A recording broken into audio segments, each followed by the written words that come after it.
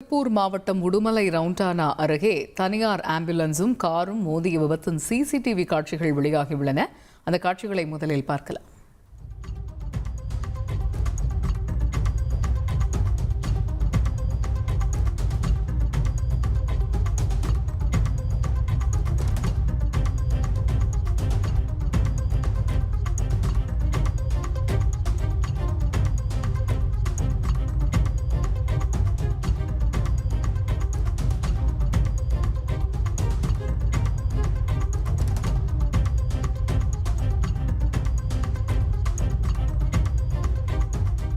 இது குறித்த கூடுதல் தகவல்களை செய்தியாளர் ஜெகதீசன் வழங்க கேட்கலாம். ஜெகதீசன், இந்த விபத்து பற்றிய கூடுதல் விவரங்கள் என்ன?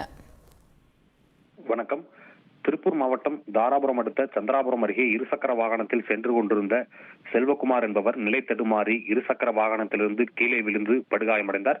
உடனடியாக அங்கு இருந்த தனியார் ஆம்புலன்ஸ் மூலம் கீழே விழுந்த செல்வகுமாரை மீட்டு சிகிச்சைக்காக தாராபுரம் அரசு மருத்துவமனைக்கு கொண்டு சென்று கொண்டிருந்தனர்.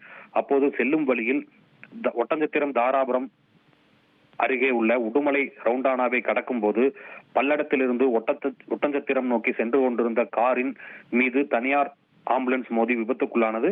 இந்த விபத்தில் தனியார் ஆம்புலன்ஸ் தலைகீழாக கவிழும் சிசிடிவி காட்சிகள் தற்போது வெளியிடப்பட்டுள்ளது.